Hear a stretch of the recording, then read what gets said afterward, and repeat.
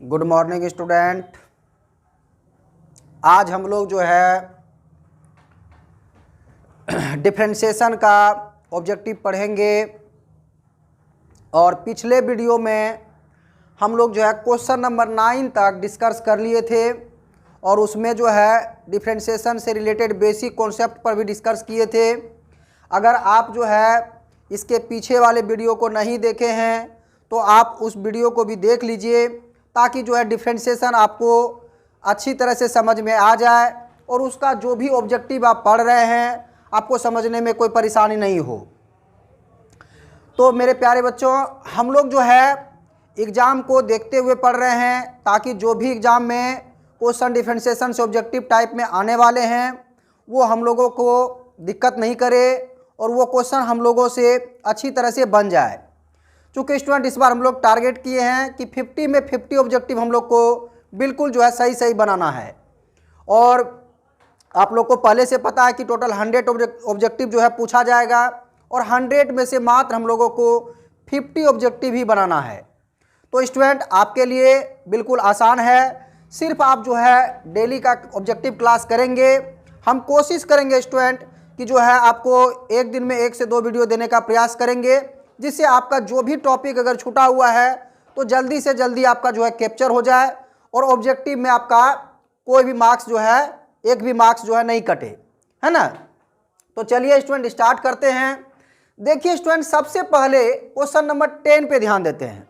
उम्मीद है कि कल जो फॉर्मूला हम आप लोग को रिवीजन करवाए थे तो आप लोग फॉर्मूला को जो है अच्छी तरह से याद कर लिए होंगे, क्योंकि स्टूडेंट आपको पता है कि अगर आपको फॉर्मूला अच्छी तरह से याद होगा तो आपको क्वेश्चन बनाने में कोई परेशानी नहीं होगी। हम कल भी बताए थे कि जो भी ऑब्जेक्टिव लगभग मैथ्स में आपसे पूछे जाते हैं वो अधिकांश क्वेश्चन जो है वो फॉर्मूला बेस्ड होते हैं। इसीलिए स्टूडेंट और ख़ास करके डिफरेंशिएशन में तो पूरा बेस्ड होते हैं, है ना। तो आपको फॉर्मूला याद रहना चाहिए। तो चलिए ध्यान देते हैं क्वेश्चन नंबर 10 पर। क्वेश्चन नंबर 10 है स्टूडेंट हमारा d/dx to tan inverse x। तो देखिए याद करिए, कल आपको हम सिखाए थे स्टूडेंट कि d/dx और tan इनवर्स x इसका आपको फॉर्मूला सिखाए थे। तो tan इनवर्स x का क्या सिखाए थे स्टूडेंट? इसका सिखाए थे 1/1 प्लस x², है ना। आपको ऐसा ही सिखाए थे। अब सोचिए एक बात स्टूडेंट, आपसे यहाँ पे क्या पूछा गया है? आपसे पूछा गया 2 tan इनवर्स x का डिफरेंशिएशन करना है ना। तो देखिए 2 tan इनवर्स x का जब डिफरेंशिएशन करेंगे तो यहाँ पे क्या होगा, है ना। तो देखिए स्टूडेंट यहाँ पे क्या करना पड़ेगा, आप यहाँ पे देखिए कितना है आपका 2 tan इनवर्स x, है ना। तो ये जो आप 2 देख रहे हैं यहाँ पे, आपको यहाँ पे 2 क्या है, कांस्टेंट के रूप में है। अब देखिए यहाँ पे अगर हम 2 लगा देते हैं स्टूडेंट तो देखिए यहाँ पे tan इनवर्स x हो गया, 2 हम कांस्टेंट के रूप में लिख लिए। तो देखिए जब इधर आप 2 लगाएंगे तो आपको इधर भी तो कांस्टेंट के रूप में 2 रखना पड़ेगा। तो चलिए यहाँ पे जगह नहीं, हम यहाँ पे मल्टीप्लाई के रूप में लिख देते हैं, ठीक है स्टूडेंट। अब देखिए 2 tan इनवर्स x का डिफरेंशिएशन क्या हो जाएगा, तो ये 1 किससे मल्टीप्लाई हो जाएगा, 2 के साथ हो जाएगा। तो देखिए इसका स्टूडेंट जो आंसर हो जाएगा वो हो जाएगा 2/1 प्लस x²। देखिए फिर से समझ लीजिए, क्योंकि tan इनवर्स x का डिफरेंशिएशन है स्टूडेंट 1/1 प्लस x² और यहाँ पे 2 है। तो आप देखिए जब 2 इसमें लगाओगे तो 2 से मल्टीप्लाई करना ही पड़ेगा क्योंकि 2 कांस्टेंट में रहेगा, है ना। तो आपका क्या हो जाएगा 2/1 प्लस x²। तो आप देखिए स्टूडेंट आपके पास ऑप्शन यहाँ पे लिखा हुआ है, तो आप देख सकते हैं कि ए नंबर तो आपका नहीं होगा, ये आपका ऑप्शन नंबर बी जो है बिल्कुल सही हो जाएगा ना। तो ऑप्शन नंबर बी जो है आपका राइट आंसर है, ठीक है स्टूडेंट। अब चलते हैं हम लोग क्वेश्चन नंबर 11 में। देखिए क्वेश्चन नंबर 11 में student sine inverse root x plus cos inverse root x और इसका जो है डिफरेंशिएशन आपको करना है। तो देखिए स्टूडेंट एक फॉर्मूला पे आप थोड़ा सा ध्यान दीजिए। आपको पहले याद होगा कि साइन इनवर्स एक्स और plus cos inverse x is equal to होता π/2, है ना। आप ये स्टूडेंट कहाँ पे पढ़े होंगे, तो इनवर्स ट्रिगोनोमेट्रिक फंक्शन में इस तरह का फॉर्मूला पढ़े होंगे। अगर आप नहीं पढ़े हैं, अगर आपके माइंड में नहीं है तो आप क्या करिए कि एक बार यहाँ पे देख लीजिए ध्यान से कि sine inverse x plus cos inverse x का फॉर्मूला π/2 होता है। अब यहाँ पे देखिए स्टूडेंट कि यहाँ पे देखिए x के जगह रूट एक्स है, उसे कोई मतलब है नहीं, क्योंकि देखिए कुछ भी हो सकता है, दोनों खाली इक्वल होना चाहिए। तो देखिए स्टूडेंट यहाँ से लेकर के यहाँ तक आप ये जो टर्म देख रहे हैं, इसका आपको फॉर्मूला, इसका फॉर्मूला क्या हो जाएगा, तो π/2। कहने का मतलब आपका क्वेश्चन हो जाएगा d/dx, और आपको सिर्फ किसका डिफरेंशिएशन करना है, तो π/2 का। अब स्टूडेंट π/2 तो कांस्टेंट है, और हम आपको पहले बोले कि अगर कांस्टेंट जो है अकेला रहे, मतलब उसके साथ में कोई अगर एक्स वाई वगैरह कुछ भी नहीं है, तो उसका डिफरेंशिएशन क्या होता है स्टूडेंट, 0 होता है। हम कल भी आपको समझा चुके हैं। तो देखिए जब इसका डिफरेंशिएशन आप करेंगे स्टूडेंट, तो इसका रिजल्ट आपको क्या मिलेगा, 0 मिलेगा। और आप आराम से इसका ऑप्शन जो है देख सकते हैं, इसका ऑप्शन है π/2 0 1, ये तो इसका क्या हो जाएगा, इसका भी आपका option number b is the right answer, है ना। तो इससे आपको क्लियर समझ में आ गया होगा कि इसका आंसर जो है क्या होगा। अब चलिए स्टूडेंट ध्यान देते हैं क्वेश्चन नंबर 12 पर। तो क्वेश्चन नंबर 12 है आपका d/dx रूट एक्स। तो ये तो देखिए फॉर्मूला ही है, कल आपको समझा चुके रूट एक्स का फॉर्मूला क्या होता है। अगर आप भूल गए हैं, अगर माइंड से आपका हट गया है, तो एक बार फिर से रिवाइज कर देते हैं कि देखिए स्टूडेंट रूट एक्स का जो डिफरेंशिएशन होता है वो होता है 1/2 रूट एक्स, और इसका भी ऑप्शन नंबर बी ही सही है। ये मत समझिएगा कि सबका बी सही हो रहा है, तो वो जो है ऐसा लिखा हुआ, उसे कोई दिक्कत नहीं है, ठीक है। आपका अदर ऑप्शन भी सही हो सकता है अगर वो दूसरे जगह लिखा रहेगा तब। तो देखिए स्टूडेंट ध्यान दीजिएगा, तो रूट एक्स का क्या होता है आपका फॉर्मूला, रूट एक्स का डिफरेंशिएशन होता है 1/2 रूट एक्स, ठीक है। अब देखिए स्टूडेंट चलते हैं आगे क्वेश्चन में। क्वेश्चन नंबर 13 आपका है d/dx साइन 4x। अब देख लीजिए साइन, ये कल समझाए थे इस तरह का, है ना, याद होगा आपको। अब देखिए साइन x का डिफरेंशिएशन क्या होता है स्टूडेंट, d/dx, और साइन x, तो साइन x का क्या होता है, तो cos x होता है ना। तो देखिए एक बार आपको समझाए थे स्टूडेंट कि यहाँ पे सबसे पहले इसको मान के चलना है कि ये चलो भाई x है, ठीक है। तो साइन x का cos x, तो चलिए साइन 4x है तो cos 4x हो जाएगा। तो चलिए सबसे पहले यहाँ पे आपको समझा रहे कि इसका आंसर क्या होगा। तो यहाँ पे आपका cos 4x हो गया, और हम क्या बताए स्टूडेंट, यहाँ पे चूंकि x नहीं है, ये 4x है, तो इसका डिफरेंशिएशन आपको करना ही पड़ेगा। तो देखिए 4x का डिफरेंशिएशन करोगे तो 4x का 4 हो जाएगा, ये कल भी आपको समझा चुके हैं, है ना। तो देखिए इसका राइट आंसर हो जाएगा, या तो 4 को आगे लिखिए या पीछे लिखिए, उससे कोई फर्क पड़ने वाला है नहीं। तो अगर आप देखिए आंसर को, तो ऑप्शन नंबर ए में है आपका कितना है स्टूडेंट, तो 4 sin 4x नहीं होगा, 4 cos 4x। तो चलिए देखिए 4 आपका ये आगे लिखा हुआ, कोई दिक्कत नहीं, इसका भी ऑप्शन नंबर बी ही सही है ना। चूंकि देखिए सी वाला तो 4x sin x है, और डी वाला 4x cos 4x, तो वो होगा नहीं, है ना। तो समझ में आ गया होगा स्टूडेंट कि जो है कौन सा, इसका देखिए sin 4x का cos 4x हो गया, और फिर 4x का 4, ठीक। तो आपका ऑप्शन नंबर बी इसका भी सही है। चलिए स्टूडेंट देखते हैं क्वेश्चन नंबर 14।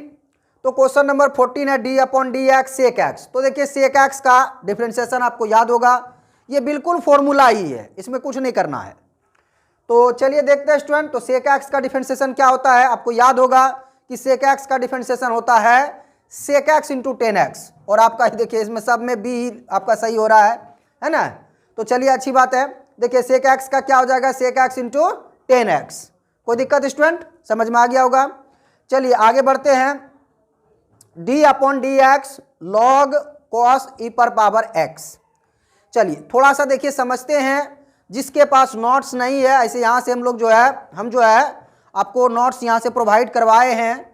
अगर किसी बच्चे के पास नोट्स नहीं है, या कहीं मान लीजिए दूर दराज से पढ़ रहे हैं, ठीक है, तो वो आराम से इसको नोट भी कर सकते हैं, रिवीजन कर सकते हैं, है ना। कोई दिक्कत इसमें नहीं है, इंपॉर्टेंट ऑब्जेक्टिव है आपका जो है।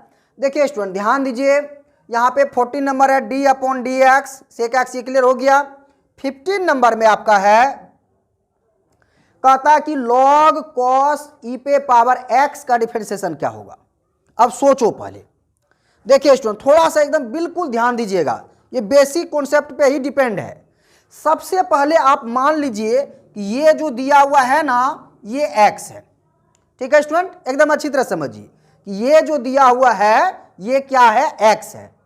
तो अब सोचिए कि आपको किसका डिफरेंशिएशन करना, log x का करना है ना। तो अब देखिए स्टूडेंट क्या हो जाएगा, तो यहाँ पे अगर देखा जाए तो चलिए इधर साइड में ही बना देते हैं, देखिए यहाँ भी हो जाएगा, कोई दिक्कत नहीं। तो log x का क्या हो जाएगा स्टूडेंट, log x का 1/x हो जाएगा। तो x के जगह आपका है cos e पे पावर x। देखिए log x का 1/x कर दिए, तो x के जगह जो भी था लिख दिए। लेकिन अगर सही ढंग से देखा स्टूडेंट तो ये x तो है नहीं, ये तो cos e पे पावर x है, तो आपको इसका भी डिफरेंशिएशन करना होगा, है ना। तो आप देखिए cos x का डिफरेंशिएशन जब करिएगा तो इसको अभी फिलहाल x मान लीजिए, cos x का करिएगा तो ये हो जाएगा minus sine e to the power x। देखिए सबसे पहले log का किए स्टूडेंट, फिर cos का किए, लेकिन देखिए लफड़ा एक और है इसमें कि यहाँ पे cos में भी थीटा के स्थान पे सिर्फ x नहीं है, वो कितना है e to the power x, तो हमको उसका भी डिफरेंशिएशन करना होगा। तो e to the power x का स्टूडेंट कितना होगा, तो e to the power x हो जाएगा, ठीक है। अब बात करेंगे कि इसका रिजल्ट कौन सा होगा, मतलब इसका आंसर कौन सा सही होगा, ठीक है। तो चलिए एक बार देखिए ध्यान से समझिए स्टूडेंट, पहले log का किए तो log का 1/x, cos का किए तो minus sine x, e to the power x का किए तो e to the power x हो गया। अब देखिए आप लोग पढ़े हैं कि साइन थीटा और बटे cos थीटा को हम लोग क्या बोलते हैं, टेन थीटा बोलते हैं स्टूडेंट। यहाँ पे माइनस है तो इसका मतलब ये हो गया कि माइनस 10 और e to the power x, ये तो हमको ये इन दोनों से मिला, ठीक है। और आपके पास एक क्या बचा हुआ student, e to the power x भी बचा हुआ है, ठीक। आपके पास अभी मल्टीप्लाई में e to the power x बचा हुआ है, ठीक। तो आप तो आराम से ऑप्शन चुन सकते हैं स्टूडेंट कि कौन सा सही होगा। तो चलिए देखते हैं, माइनस में होना चाहिए, है ना, माइनस में होना चाहिए, तो माइनस में होना चाहिए, इसका भी बी नंबर ही सही है ना। चलिए इसका भी आपका ऑप्शन नंबर बी ही सही है, क्योंकि देखिए स्टूडेंट इसको इधर आगे लाएंगे तो minus e to the power x हो जाएगा, 10 टू दी पावर x है, ठीक है। बाकी किसी में ऑप्शन आपका मैच नहीं कर रहा है। तो यहाँ तक समझ में आ गया होगा। चलिए एक लास्ट देखते हैं ऑब्जेक्टिव इसमें, तो d/dx e to the power cos x। अब देखिए स्टूडेंट ध्यान दीजिए, पहले थोड़ा सा हम यहाँ पे मिटाएंगे। चलिए स्टूडेंट ध्यान दीजिए, यहाँ पे हमारे पास क्या है, e to the power cos x है। आपको हम समझाए थे, याद होगा कि e to the power x का differentiation e to the power x ही होता है ना। यहाँ पे d/dx लगाएंगे, ठीक है, कि e to the power x का डिफरेंशिएशन जो है e to the power x ही होता है, ठीक है। अब देखिए स्टूडेंट थोड़ा सा यहाँ पे नहीं दिख रहा था, तो हम क्या बता रहे थे कि d/dx e to the power x का differentiation e to the power x होता है।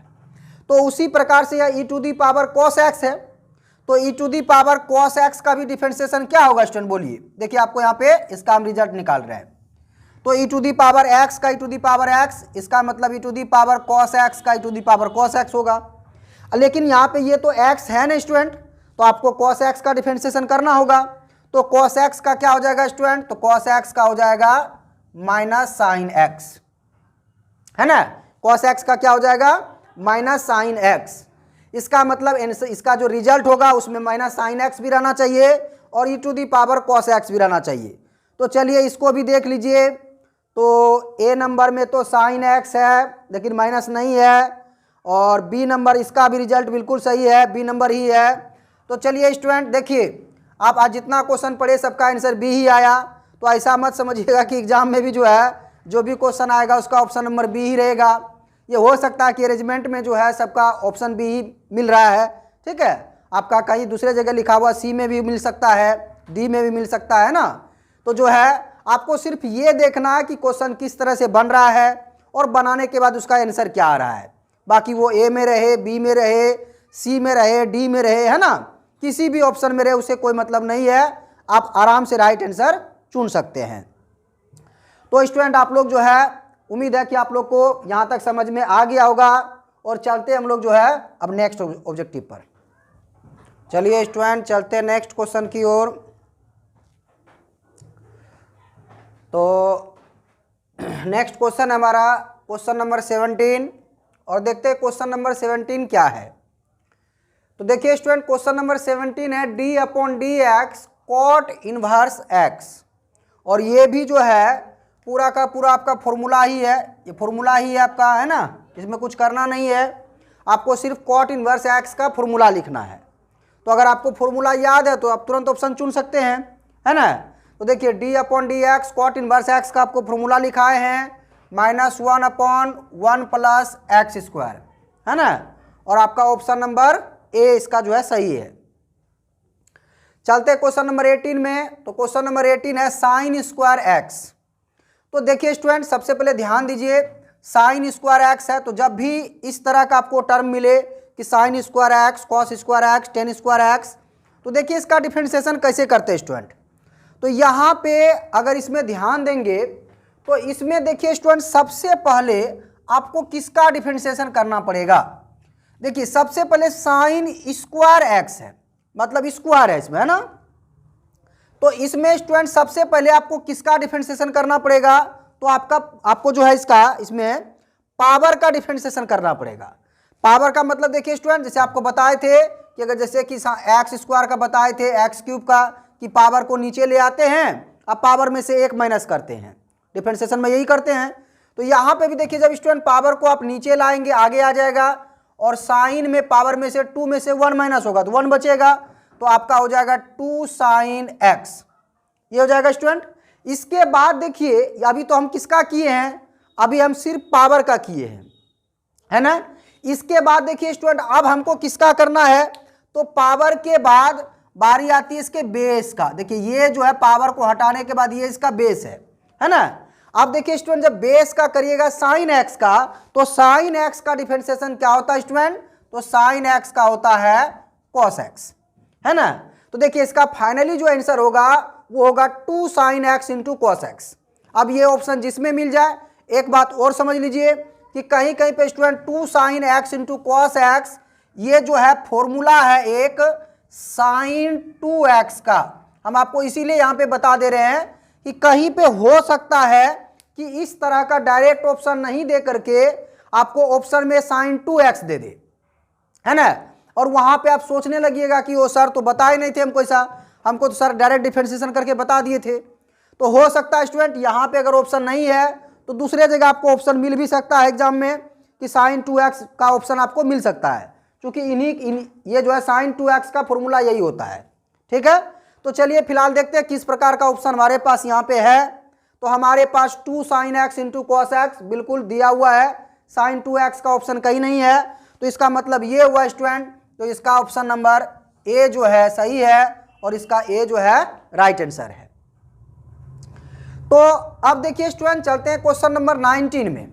थोड़ा सा हम सोचते हैं कि आपका समय जो है बचे, टाइम वेस्ट ना हो, जल्दी जल्दी हम लोग जो है क्वेश्चन को अच्छी तरह समझेंगे। तो देखिए स्टूडेंट क्वेश्चन नंबर चलते हम लोग क्वेश्चन नंबर 19 में देखिए आपको इस तरह का क्वेश्चन अभी तुरंत थोड़ी देर पहले समझा चुके हैं, थोड़ा सा अंतर है। वहां पे था sine inverse root x plus cos inverse root x था ना, यहाँ पे देखिए sine inverse x plus cos inverse x, और ये स्टूडेंट आपको समझा चुके कि ये किसका फॉर्मूला होता है, तो sine inverse x plus cos inverse x is equal to होता है π/2। इसका मतलब स्टूडेंट इतना का डिफरेंशिएशन नहीं करके आप सिर्फ d अपॉन डी एक्स आप π/2 का ही डिफरेंशिएशन कर सकते हैं, है ना। और आपको समझा चुके कि कांस्टेंट रहेगा तो उसका डिफरेंशिएशन कितना होगा, 0 होगा, और इस प्रकार से इसका भी राइट आंसर ए आपका आ जाएगा, ठीक है स्टूडेंट। चलिए कोई दिक्कत नहीं, समझ में आ गया होगा। चलते हैं क्वेश्चन नंबर 19 में। क्वेश्चन नंबर 19 है student D upon d x log x. अब देखिए आपको पहले से फॉर्मूला पता है कि लॉग एक्स का डिफरेंशिएशन क्या होता है, कल भी इसका यूज किए हैं, कल आपको समझाए भी है कि लॉग एक्स का जो डिफरेंशिएशन होता है स्टूडेंट, लॉग एक्स का क्या होता है, तो वो 1/x होता है ना। लॉग एक्स का डिफरेंशिएशन क्या होता है, 1/x, तो इसका राइट आंसर जो है बी नंबर आपका हो जाएगा, ठीक है स्टूडेंट। चलते हैं क्वेश्चन नंबर 20 में। क्वेश्चन नंबर 20 है साइन इनवर्स एक्स। तो देखिए साइन इनवर्स एक्स का फॉर्मूला हम लोग को जानना है, ये भी फॉर्मूला है, तो आपको इसमें कोई ज़्यादा टाइम वेस्ट करना नहीं है। और साइन इनवर्स एक्स का फॉर्मूला होता है 1/√(1 - x², है ना। तो चलिए स्टूडेंट चलते हैं क्वेश्चन नंबर 21 में। क्वेश्चन नंबर 21 है d upon d x log sec x plus 10x। है ना। अच्छा क्वेश्चन है, थोड़ा सा समझेंगे इसमें। यहां पे देखिए जरा सा ध्यान दीजिएगा, इसमें आपके पास दो चीज है स्टूडेंट, पहले लॉग का करना होगा, इसके बाद इसके अंदर का हम लोग करेंगे, है ना। तो चलिए थोड़ा सा ध्यान देते हैं। तो चलिए देखिए स्टूडेंट, यहां पे बता रहे थे कि इसमें एक आपका लॉग भी है। तो देखिए सबसे पहले ध्यान देंगे, आप इन पूरे टर्म को मान लीजिए कि ये x है, ठीक है। आपको देखिए शॉर्टकट में आपको ऑब्जेक्टिव सॉल्व करने के लिए सिखा रहे हैं कि मान लीजिए ये पूरा जो हमारा क्या है x है, तो आपको यहाँ पे देखना है कि log x का डिफरेंशिएशन, अभी तुरंत समझाए कि log x का 1/x होता है। तो आप एकदम आराम से पहले 1/ लिख करके जो भी है आप x के जगह पे इसको स्टूडेंट लिख दीजिए। तो यहाँ पे आपको log का छुटकारा मिल गया, log का डिफरेंशिएशन हो गया। अब देखिए स्टूडेंट, चूंकि रियली में ये x है नहीं तो आपको इसका भी डिफरेंशिएशन करना पड़ेगा। तो देखिए प्लस में है तो इसको आराम से कर सकते हैं। तो देखिए यहाँ पे अगर ध्यान देंगे तो यहाँ पे स्टूडेंट सेक x का जो डिफरेंशिएशन होता है वो होता है सेक x इंटू 10x, है ना। सेक x का क्या होता है, सेक x इंटू 10x, और 10x का डिफरेंशिएशन होता है स्टूडेंट सेक स्क्वायर x। तो कुछ इस प्रकार से आपका डिफरेंशिएशन इसका हो जाएगा। अब बात है ऑप्शन चुनने का, तो थोड़ा सा उसको जो है सॉल्व करना होगा। देखिए स्टूडेंट, हम इसको तो लिख सकते हैं सेक x प्लस 10x, और यहाँ पे देखिए स्टूडेंट दोनों में से आप कॉमन ले सकते हैं सेक x को। यहाँ पे आपका बचेगा सेक x कॉमन ले लेंगे तो यहाँ पे 10x बचेगा, और यहाँ पे आपका एक सेक x बच जाएगा। अब अगर ध्यान देते हैं स्टूडेंट तो देखिए ये वाला टर्म और ये वाला टर्म आपका सेम है, प्लस में ये दोनों आपका क्या होगा, ये दोनों कैंसिल हो जाएगा। तो आपके पास बचेगा स्टूडेंट 1 और सेक x, है ना। तो 1 और सेक x को जब मल्टीप्लाई करिएगा तो आपको रिजल्ट मिलेगा सेक x, और इसका राइट आंसर क्या होगा स्टूडेंट, तो सेक x होगा। तो चलिए हम लोग देखते हैं कौन से ऑप्शन में सेक x है। तो चलिए इसका भी ऑप्शन नंबर बी आपका जो है सही है, तो ये आपका बी नंबर ऑप्शन जो है इसका राइट आंसर है ना। तो उम्मीद है समझ में आ गया होगा स्टूडेंट आपको। पहले हम लोग लॉग का किए, फिर सेक x का किए, और फिर 10x का किए। चूंकि प्लस में है तो डायरेक्ट हो जाता है, इसलिए आपका ये आंसर हो जाएगा। अब देखिए स्टूडेंट क्वेश्चन नंबर 22 में है 10 inverse x plus cot inverse x। देखिए एक चीज़ आपको और समझा दें कि 10 इनवर्स x और प्लस कॉट इनवर्स x, इसका भी फॉर्मूला कितना होता है स्टूडेंट, π/2, है ना। तो जब देखिए इसका फॉर्मूला जब π/2 होता है तो यहाँ पे देखिए π/2, यहाँ से यहाँ तक का वैल्यू कितना हो गया स्टूडेंट, π/2 हो गया। और जब π/2 का आप डिफरेंशिएशन करेंगे तो निश्चित रूप से उसका रिजल्ट जो है आपको 0 मिलेगा। अभी आपको समझा चुके हैं। अब देखिए एक लास्ट 23 नंबर है, देखते हैं इसको। यहाँ पे कह रहा कि यदि y = x³ तो dy/dx। अब देखिए स्टूडेंट थोड़ा सा ध्यान दीजिए, हमसे क्या बोला गया है, हमसे बोला गया है कि y = x³ है। इसका मतलब ये है स्टूडेंट कि इसका डिफरेंशिएट हमको करना होगा। हमसे क्या पूछा गया, dy/dx। इसका मतलब हमको x के रिस्पेक्ट में डिफरेंशिएट करना है ना। ये चीज़ आप पहले सीख चुके होंगे। तो देखिए स्टूडेंट जब इसका x के रिस्पेक्ट में डिफरेंशिएट करेंगे तो ये आपका हो जाएगा dy/dx। और देखिए आपको हम x² x³ सबका डिफरेंशिएशन पहले ही सिखा चुके हैं। कैसे बनाते हैं स्टूडेंट, तो सबसे पहले पावर को नीचे लाना है, पावर को नीचे ला दिए और पावर में से 1 माइनस कर दीजिए। इसका मतलब ये हो जाएगा 3x²। तो जिस ऑप्शन में 3x² होगा स्टूडेंट वो आपका राइट आंसर हो जाएगा, है ना। देखिए यहाँ पे 3x² है तो इसका ऑप्शन नंबर ए जो है राइट आंसर है ना। तो उम्मीद है स्टूडेंट आपको ये पूरा ऑब्जेक्टिव समझ में आ गया होगा।